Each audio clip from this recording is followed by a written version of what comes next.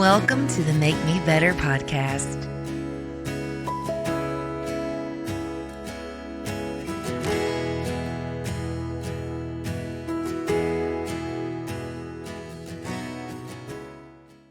Hey everybody, I'm Misty Rooks, and this is the Make Me Better podcast. With me today, I have Tiffany York. Tiffany, welcome to the show. Thank you for having me. I'm so excited. It's so awesome for you to be here today. So we're talking about your new adventure. Yes. That's why you're here. So tell us about the new endeavor you're taking on. So God just really put it on my heart to open a micro school, learning pod, private school, all kinds of different names, but it's called the Seedling Schoolhouse. Okay. And it's opening in Rising Fawn this August. It'll be a kind of little house on the prairie, but a little bit of a modern twist. But so it's multi-age learning all in one building, kind of coming together, kids teaching each other, small groups, very intentional. Just school for kindergarten through 8th grade, some like 5 to 13-year-olds. But yeah, I'm just super excited. That sounds wonderful to me, and that is right up my alley because elementary education is my background. So 20 plus years working with little kids and teaching, and recently left a public school to stay home and homeschool my kids. So this actually, when I first heard about it, I started following you on Facebook. I was like, this is so cool. I want to know more about this. So yeah, the older kids teaching the younger kids and working with the different age groups, and Little House on the Prairie sounds wonderful Yes. to me. So, I have seen some of your ideas too about the your afternoon tea and Yes. some things like that. So do you want to talk a little bit about some of the special things that you're able to do at your school? Yeah, absolutely. So one of the perks of starting a school is I've been a curriculum coach, been in education for about 20 years. And so I've seen all kinds of different curriculums and just different things. So with the school, I wanted to be very intentional about not only the academics, but kind of those extra little special touches of what would make the Seedling Schoolhouse different from any other school in the area. So along with very strong academics, we'll be using IXL and UFly, which, are just good phonics. And they have a great it's like Greek and Latin roots curriculum that we'll be teaching some of our older kids. Wow. So very strong academics, but then we have some of the different stuff like the tea time curriculum, which is all about your arts and poets and composers and just introducing kids to just things that you wouldn't get in a typical curriculum or setting. And so there's an artist a month, and they get to listen to different composers and read just poetry that they maybe not wouldn't get just in a typical Yeah. kids book that that you're going to pick up. And then we also have some traditional skills that the kids will be learning. So woodworking, making quilts, and sewing, and gardening, and canning. So it's where the little house kind of comes into play. Yeah. So all these traditional skills that my great grandma, my grandma, and my mom and I, still do. But a Uh-huh. lot of families, got to a point so where those things were no longer needed. Mhm. That you could just go get a can of beans at the grocery Uh-huh. store, and so those skills kind of became like this lost art. So bringing back just the fundamentals of those skills and just Yeah. how to kind of incorporate it, and just for kids to learn, just to Yeah. know how to do those things. Mhm. That's beautiful. I just love it. I love the whole concept. So, how many students are you gonna be able to house? So our first year where we would love to have 40, so anywhere between 25 and 40 would be myself and one or two teachers, just kind of depending on the Mhm. numbers. So just kind of where we're looking, but I'm just open to whatever God has in store. And so if it's more than that, we'll get 'em some more space. But right now for Yeah. our first year, between 25 and 40 is kind of where we're looking. Yeah, and I think you are in the right space because we Oh talked a yeah. little bit previously about how this came to be, how you got the building and everything. What can you tell us about that? Yeah, the Lord has just been in all of it from the beginning. And so I also want to back up Yeah. because I don't know how I missed it, but one of the huge factors is from coming from a public school education is, as a Christian and a teacher in a public school setting, like you always talk about God without talking about God, Uh-huh. and, Uh-huh. and just showing the kids what it means to walk like Jesus, without saying, here's the scripture that backs up my behaviors and my my Mhm. actions and what, teaching them how to get along and to share and, different things. But the cool thing about the school is that there won't be any like, okay, well, let me show Jesus without talking about Jesus. We're going to show Yeah. Jesus and talk about That's Jesus and right. just have such a, so I've got tons of resources just for daily devotionals and just, just different ways that we can just work in our faith Mhm. into the entire day, into our literacy curriculum and our math and science. And so, like, Yeah. it'll just kind of be every part of us. So, forgot to mention that with the curriculum. But the building itself, my mom and I went to a conference last spring, and so that's kinda how, this one-room schoolhouse kind of started. I saw a random video on TikTok of this lady doing it, and so I was like, "Well, maybe this is the route that I can that I can go." So I came back, sold my house, and, worked with a realtor who was wonderful and was showing us all these properties, and we went to go look out some land, I think it's, like, out of Back Valley Road, kind of out that way, and we drove past this building and we're like, "Oh my gosh, this would be the perfect building," and no cars were there, so we pulled in the parking lot and just we're like, "Oh, it's just so perfect." But of course, it's not on the market, and so but it was just this little blue church, had this beautiful pavilion, 2 acres, and I was just like, "Oh, this would be Wow. perfect," and so then, went on our way and was like, "Oh, bummer, that it's not for sale," and it wasn't a couple weeks later, our realtor called and said, "I have this perfect property for you. It's not on the market, but the guy's interested in selling, and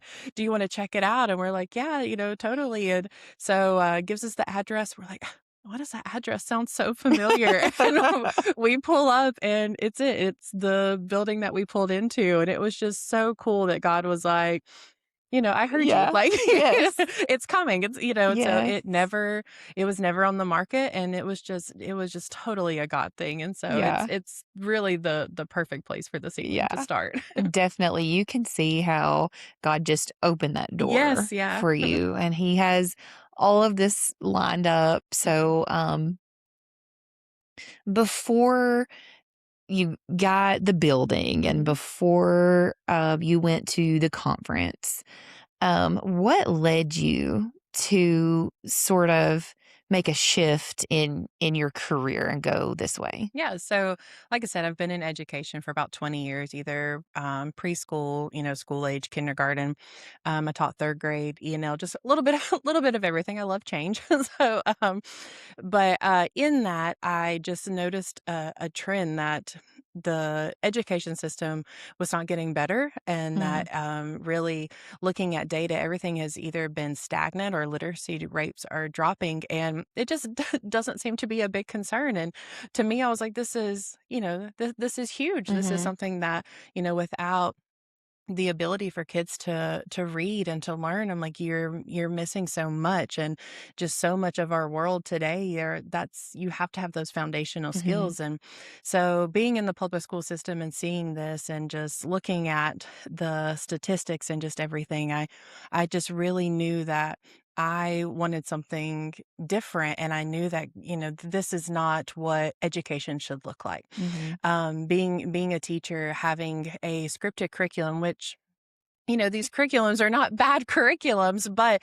there's so much just listen and lecture. And you're, uh-huh, asking a 5-year-old to do all these worksheets and just to sit and listen to you. And, and all through college, you're taught that kids are kinesthetic learners, they're hands on learning, have them doing something. mhm, And then you get the curriculums and you're like, "Ugh, there's none of that in here, yeah, yeah, we're not learning through play. We're not learning mhm, through, when I was in kindergarten center time, and you're doing dramatic absolutely, play and all this yeah, stuff, and your communication skills, your social skills, and all of that is lacking in these academic curriculums. And it it got to a point where my students, we did a lot of hands-on learning and stuff, and I was like, well, what this worksheet can teach you, we can also do with manipulatives. So instead of doing the worksheet, yes. we would do manipulatives. And I was like, okay, if you can't do the right thing with these, then we'll have to go back to worksheets. And so they saw worksheets as punishment.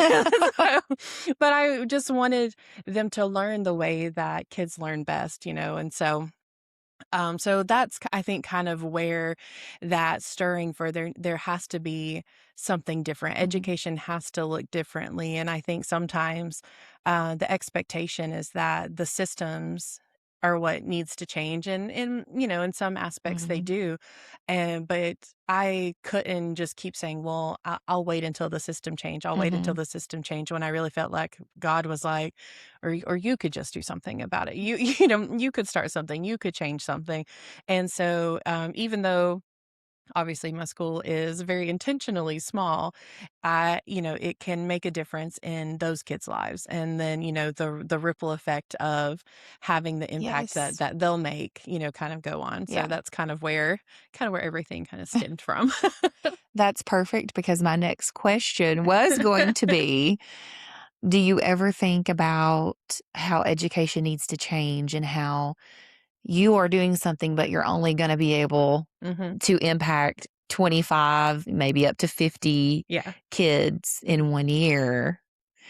Um, but you already answered that beautifully because that's what you're able to do, Hmm. and, if everybody does what they're able to do, Right, right. then we would reach everyone, Mhm. right? And Um I work with, I've worked with amazing teachers, and so, 100% do not believe it's a teacher problem. I think it's a system problem, and Yes. I think it's the National Literacy Institute put out some information that I think it's a little over 40% of fourth graders are not reading at a proficient level, and 60% of adults don't read above a sixth grade level. And so, to me, I think literacy is Mm, where me as a new school founder, I think teachers, I think the system, like I think literacy is where that focus should be, and just mhm. incorporating it into all of your science, your math, your social Yes. studies. And I think that's where building vocabulary and background knowledge, I think that's where Mhm. kind of the system will then see a shift in our education system, is going back to Mhm. almost the basics, and just Mhm. and just the fun of reading, and just Mhm. just kind of that enjoyment. Yeah. Well, when I was a kid, in ancient days, my kids think they'll Uh, say, "Mom, was pizza invented when you were a yeah. kid?" Um, so back in the olden days, really in my heart at when I first started teaching was doing units, thematic units, Mhm. and then having that throughout every subject area. Right. And became very discouraged over the years from doing that in Mhm. education because basically we were told teach reading and teach math, and that's what you spend all Right. day on. Mhm. So it leaves you this much time to do science and social studies, like Uh-huh. right before a test or something. Right. But I think that what you're going to be able to do, that interdisciplinary Mhm. theme or core central idea Yeah. is going to be great because it's going to cross over and you're going to be hitting on it in all these different ways. Mhm. And that is going to create a better learning experience for them, better for your memory and everything Right. Yeah, else. yeah. And so, kind of what we did when we were kids works, Mhm. Yeah. but we got away from that, and Mhm. and we were just so focused on test scores, I Yes. think, and Mhm. basically teach reading and teach math, and then Mhm. don't do any art, don't do anything else unless you can tie it back to a standard, Right. Mhm. as if it's not worth something doing it on its own, and it Mhm. has to always be Yeah, yeah. tied back to a learning objective. Mhm. Sometimes it is just, hey, because kids need to do this. Yeah, yeah. And there's always some underlying reasons too. Like it's like you need to work on fine motor skills or you need to Right, yeah. work on sharing or, Mhm. learning how to get along with other kids. So I'm so glad that you're going to be able to do that at the Seedling Schoolhouse. Yeah. It sounds amazing. Like, I wanna come. I wanna come one day and You can come. just You can definitely come. watch. Like, I love it. So, Tiffany, how do people find out more about the Seedling Schoolhouse or how do they contact you? Yeah, so our Facebook page is what is probably has the most information. I try to post on it pretty often, and updates and sneak peeks of what the school looks like. But you can also find us on our website, which is just the seedlingschoolhouse.com. But either one of those options, we're also on Instagram. And so those are great ways that you can stay plugged in and stay connected. And then you can also send messages. My email is on there. Just those are different ways that you can kind of contact. If they have a child and they want to register or are interested, on our website, it's under the application tab. There's a Google form, and your just the first form is very basic, just kind of your name, your kid's name, their age, just a little bit of basic information, and why you think the Seedling Schoolhouse would be a good fit. So, what if people have questions about tuition? Yeah. So on our website, we lay out all kinds of stuff. Tuition is on there. Our calendar is on there. We have like a whole, frequently asked questions page. What it kind of looks like. One of the questions was, are we a real school? So it lays out everything. But so our website is a great house and a great hub for all kinds of information. There's also connected on there is a donations page, and so by doing markets and different things in the community, I've had a lot of families who say, "Man, I would really want my kid to go here, but I can't afford it." And so we would love to partner with local businesses, individuals, churches, whoever who would love to sponsor a kid or have a partial scholarship. No amount is too small, and so every bit of it will go back into making sure that the kids in the community are able to come to the school. So that's on our website page. We are working with a fiscal sponsorship. So it's the Christian Ministry Alliance. So any donations are all tax deductible and it goes through them and then comes right back to us. So our website is really a good house for all kinds of information. Yeah. I love that because as a parent, I know that would be a real concern Hmm. for me. And it sounds like such a unique and special experience. And I know people are going to want to be on, you're probably going to have a Yeah. wait list, Yeah. I feel like. So that's good to know. Thank you for sharing that. Yeah, absolutely. Yeah. All right. So are you guys going to follow a traditional school schedule? We will. So we'll start in August 10th, and then we'll be Monday through Friday, 8 to 3. And we'll follow pretty closely to either Dade County's schedule. I don't know if we'll follow it exactly the same, but Hmm. we'll be pretty close.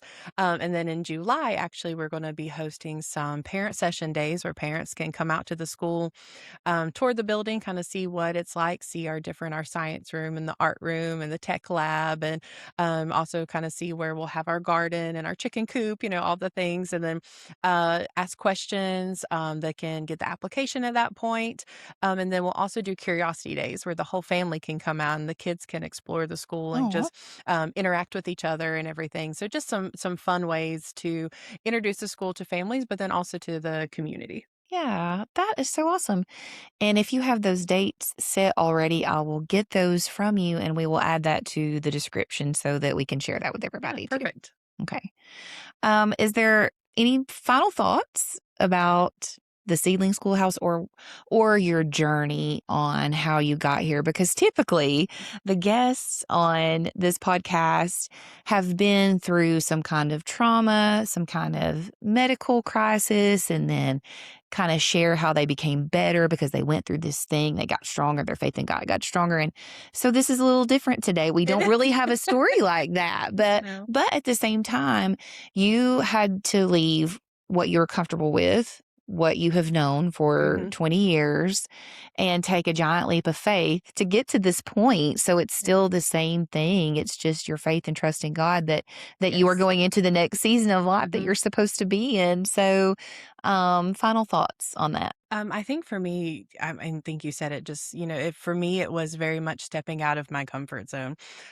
It is me and my dog, and so I was like, If I quit work, like that's it. Like that's the only income coming in," So it was very much a scary thing to think Mhm. about losing this job with, insurance and a 401k and everything that, I felt that by the world standards that I Yes. that I had worked towards and was in a really good position.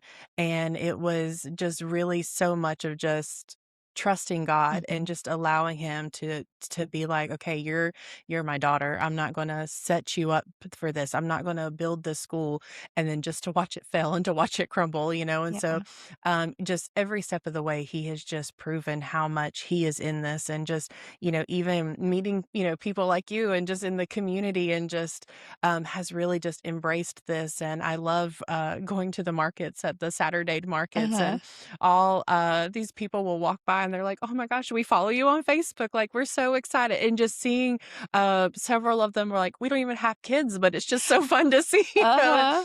and just how much that the Lord is not just creating this school, but He's creating this place of just of peace and just where He is just going to reside. And so it's been scary at Mhm. times, and I'm Mhm. just constantly reminded of the scripture where it talks about how, if He takes care of the sparrows and the lilies, Yes. that how much is He going to do for me? That if He makes sure that the birds have food, and Yes. that the lilies are dressed, and the wildflowers are Yep. dressed, then I am not gonna be abandoned or forsaken, that Mhm. he has this school, has his name, stamped on it, and, so it's been an exciting journey, and it's